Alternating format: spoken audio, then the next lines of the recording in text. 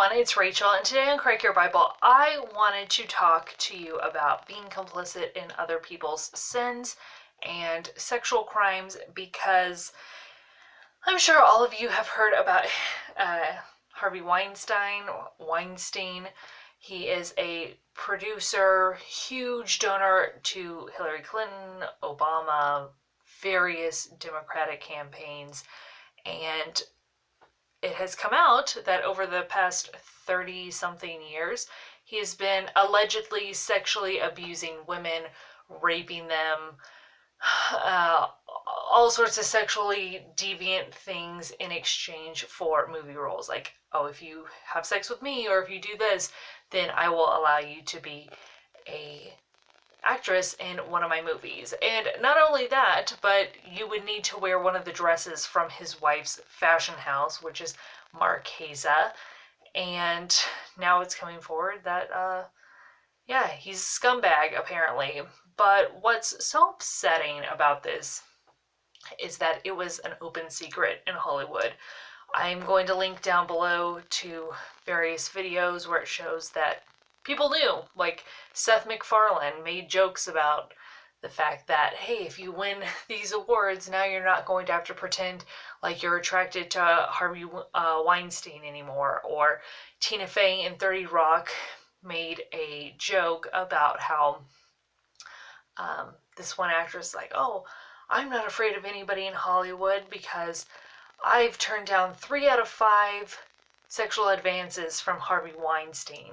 So it's just an open secret that women were being sexually abused, or they were being coerced into having sex against their will, or even not against their will, but just in exchange for movie roles. So they were being coerced. And, you know, it really reminds me of the church, because how many sexual abuse cases have happened in the church and people knew and people didn't say anything. My most disliked video, it has more dislikes than likes, is actually a video that I put out about how to look out for warning signs to make sure that your child is safe in a youth ministry program. Because the reason that I did it was there is a huge church, huge mega church, and one of their youth ministry volunteers was arrested after an investigation where 2 people had come forward and said that they had been sexually abused by him. First it was only one person, and then the police did an investigation, found another victim, so he was arrested, and this was like May 27th of 2017. So I did a video using that to springboard into signs and things to look out for in youth ministry to make sure your kids are safe. And I got so much hate for it. I got tons of downvotes. I got people saying some of the most horrific things to me. I've been called every name in the book. I've gotten private emails from people, even at their own church. I got emails from them telling me how wrong I was, blah, blah, blah. Well, tonight while I was running on the treadmill, I was like, maybe I should go back and look at whatever ended up happening to this guy. Because I hadn't really looked into what happened to him after he was arrested and charged. Well, as of June 9th, he was charged with 5 felonies. So even though he is not convicted of a crime yet, because he hasn't gone to trial or anything like that, he has been charged with 5 sexually based felonies that have to do with sex with a minor, and some of these instances happened at church. And people are like, how does this happen? People always know. These things don't just happen. What bothers me even more are the other side of the equation. There's people who are aware of abuse and they don't say anything, but then there's the people that know that person, but they have not seen the abuse firsthand, but they will defend that person without knowing the facts. You know, I got so much hate from people from that church saying, oh, you don't know him. You don't know him like we know him. Here's the deal.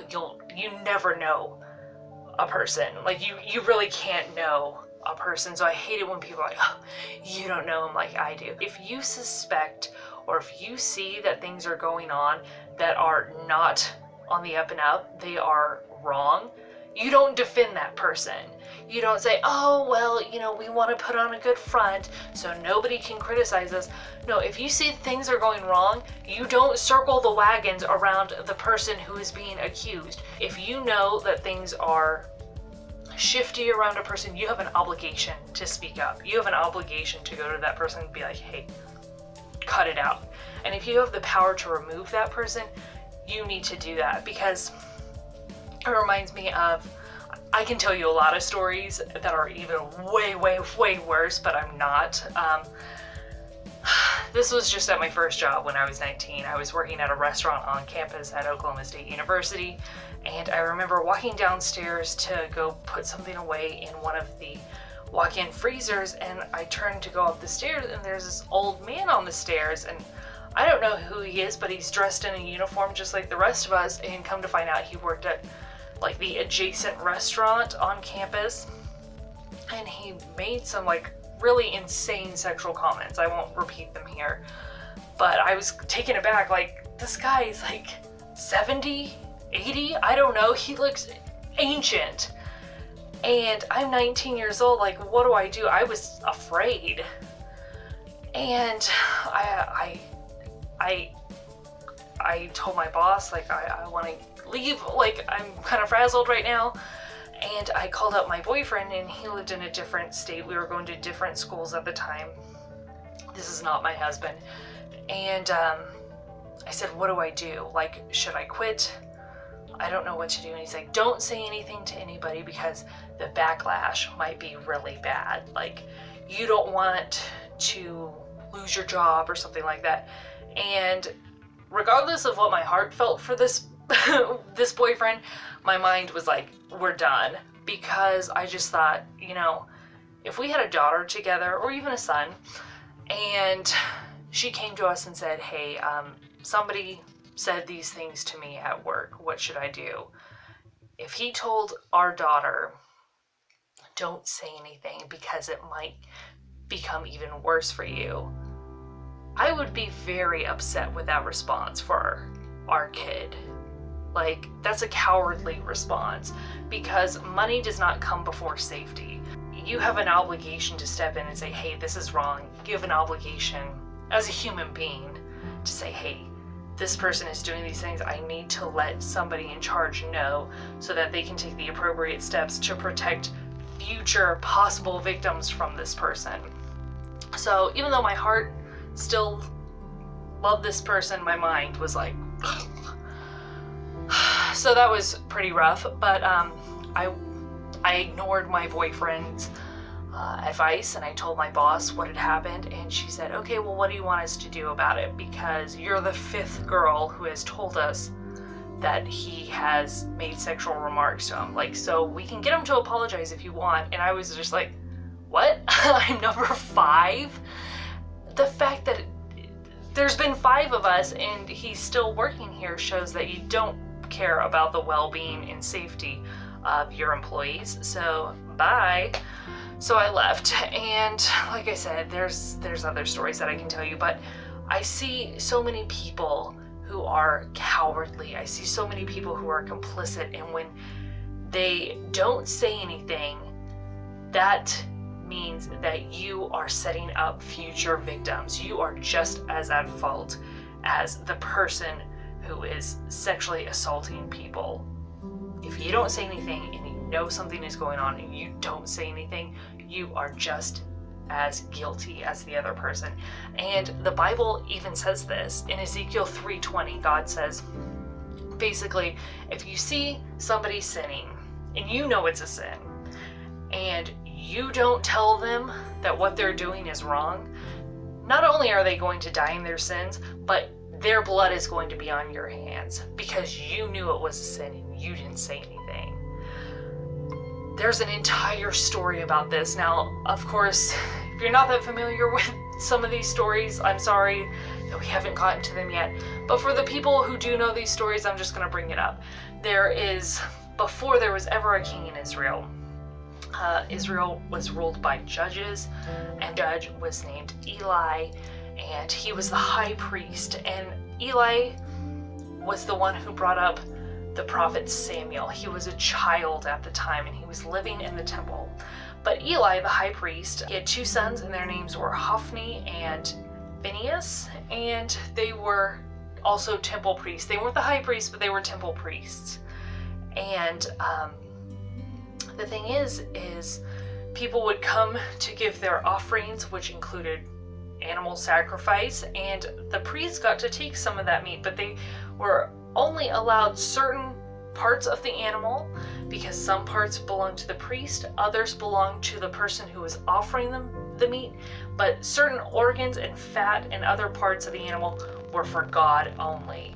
But Hophni and Phinehas, they were just taking whatever they wanted, or they wouldn't even cook the meat. They were saying like, oh, you have to give us the raw portions. And even when people said, no, this is wrong, that's not how the sacrifice is supposed to go, they threatened those people, saying, we are going to take this from you by force. So they were stealing from God's people. They were stealing from God. But not only that, they were having sex with women who were at the tent of meeting. They're having sex with women in the church, multiple women, and their father is the high priest. That's like if the pastor's sons, who are the associate pastors, are having sex and stealing in the church, and everybody knows about it. And Eli knew about it, and he told his sons, oh, why are you doing this? But he didn't actually remove them from service. It's just like, oh, why are you doing this? Keep on doing what you're doing. And you know what? God has a problem with that, because he told Eli, you know better. You know, you honor your sons more than you honor me, because you are getting fat off of their thieving, their stealing of sacrifices. So you know what's going to happen? Your family line is going to be cut. You're a high priest, and my spirit is with Israel, the people of God, but your family will not continue to live into old age. They will be wiped out. And if you think that I'm lying, here's a sign. Both Hophni and Phinehas are going to die. They went into battle with the Philistines. Phinehas and Hophni died. When Eli was told the news, he fell back off of his chair and his neck broke and he died as well, because God does not play. If you see that people are doing something wrong, you don't keep quiet. If somebody's doing something wrong to you, you report it. You don't stay silent to protect other people. We're not here to put on this front like, oh, I don't want anybody to know that we have some bad eggs here. No, you clean them out, because if you don't, you're complicit. Again, we see this in 2 Samuel 13. We have Amnon and Tamar. They're half siblings. They're the child of King David, and Amnon rapes his sister Tamar, and King David finds out, and he's furious, but he doesn't actually punish Amnon. So you know what happens? Amnon and Tamar's brother Absalom says, no, somebody's getting punished for this. So he goes out and he kills Amnon, and he tries to usurp David, because if you're not going to do the right thing, then I'm going to take over. Now, Absalom was murdered in the process. He wasn't able to usurp David, but David kept silent, because you know what? David was a rapist too. He raped Bathsheba, but he said, oh, I can't say anything, because, you know, that would make me a hypocrite. We're all fallen. We're all sinners. We've all done bad things, but if you see something's bad, like, you need to have already repented for whatever you've done. But you also need to tell your brother what you're doing is wrong. And if you have the ability to stop the abuse, if you have the ability to remove somebody from a position of power so they cannot create more victims, you have to do it. And if you don't, their blood will be on your hands. Their sin is your sin. You cannot protect people when they're doing wrong. If they're stealing from God, if they're harming people, if they're committing crimes, you have to do something. And there's, like, as a Christian, you have to not pervert justice, because we love God. We are going to do the right thing. We're his children, and his children do the right thing. So I just want to let you all know that no matter who it is, it does not matter. It does not matter if it is your parents. It does not matter if it is your kids, your family, your friends at church.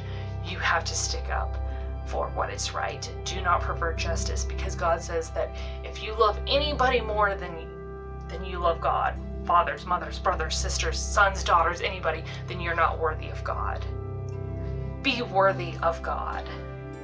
Do not pervert justice. If you see something that's wrong, say something, report it so more people don't get hurt. So that's all that I wanted to share with you. I hope you will like, subscribe, and share, and I will talk to you on Monday. Bye.